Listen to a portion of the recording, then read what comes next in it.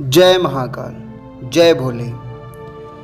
दुनिया का एकमात्र ऐसा मंदिर जहां भगवान शिव को पिलाई जाती है शराब। दोस्तों, महाकाल और भैरव बाबा के मंदिर की कुछ रोचक बातें जो आप सभी लोगों को शायद ही पता होंगी।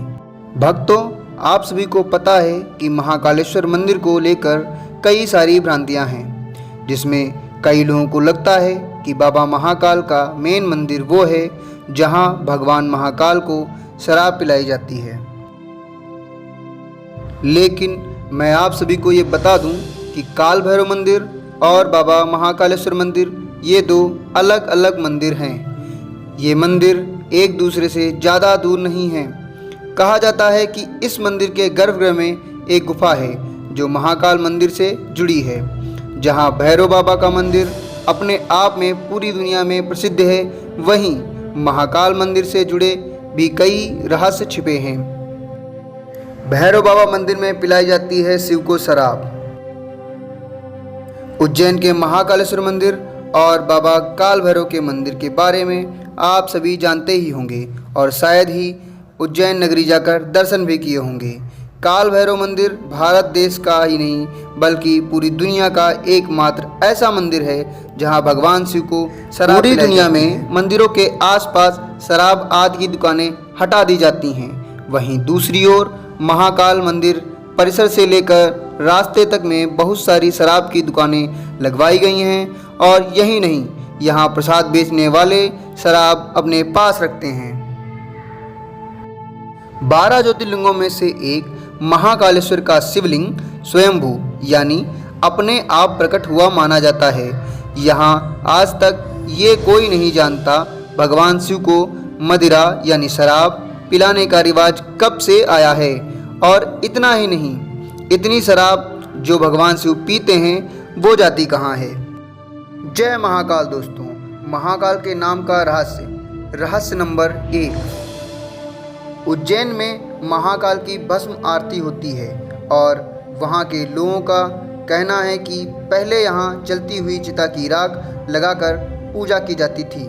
इसलिए हम यह कह सकते हैं कि महाकाल का संबंध मृत्यु से है। लेकिन भक्तों, हम ये बता दें, ये पूरा सच नहीं है। दरअसल काल का मतलब मृत्यु और समय दोनों होते हैं और ऐसा माना जाता है कि प्राचीन काल में पूरी दुनिया का मानक समय यहीं से निर्धारित होता था, इसलिए इसे महाकालेश्वर नाम दे दिया गया। इसका दूसरा कारण भी काल से ही जुड़ा हुआ है।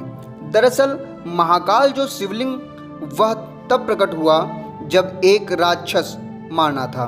भगवान शिव स्वयं उस राक्षस का काल बनकर आए थे और साथ साथ अवंत नगरी, जिसे अब उज्जैन के नाम से जानते हैं, वहाँ के वासियों के आग्रह करने पर भगवान शिव यहीं स्थापित हो गए। ये समय यानी काल के अंत तक उज्जैन नगरी में रहेंगे, इसीलिए इन्हें महाकाल के नाम से जाना जाने लगा। रहस्य नंबर 2। आखिर क्यों यहाँ रात नहीं गुजारता है कोई राजा या मंत्री।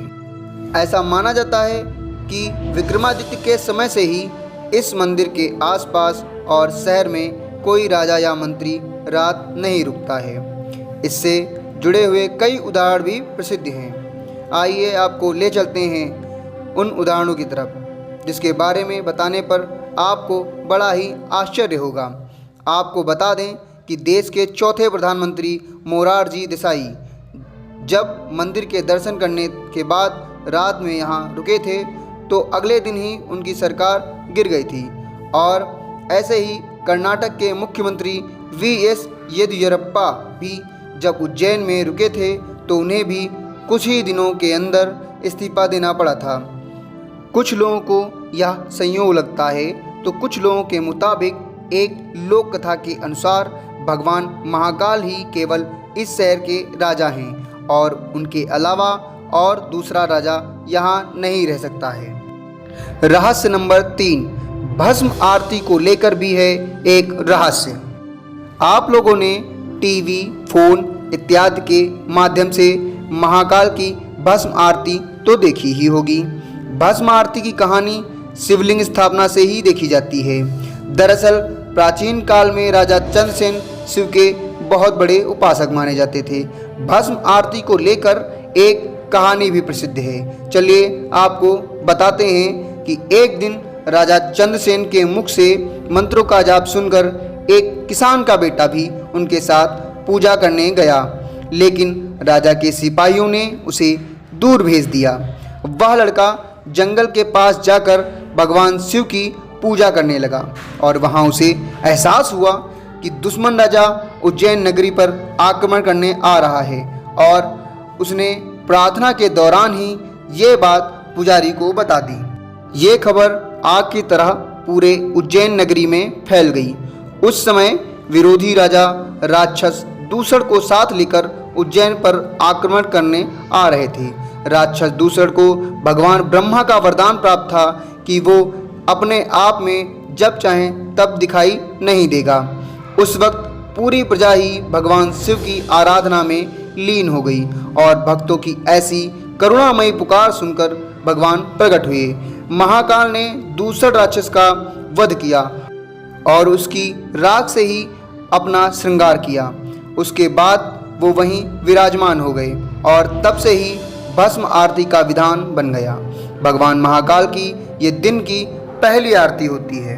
शिव पुराण के अनुसार कपिला गाय के गोबर के कंडे के साथ समी, पीपल, पलास, बेर की लकड़ियों, अमलतास और बरगद के पेड़ों की जड़ों को एक साथ जलाया जाता है। इसके बाद ही वो राख बनती है, जिससे हर सुबह भगवान महाकाल की भव्य भस्ममयी आरती होती है।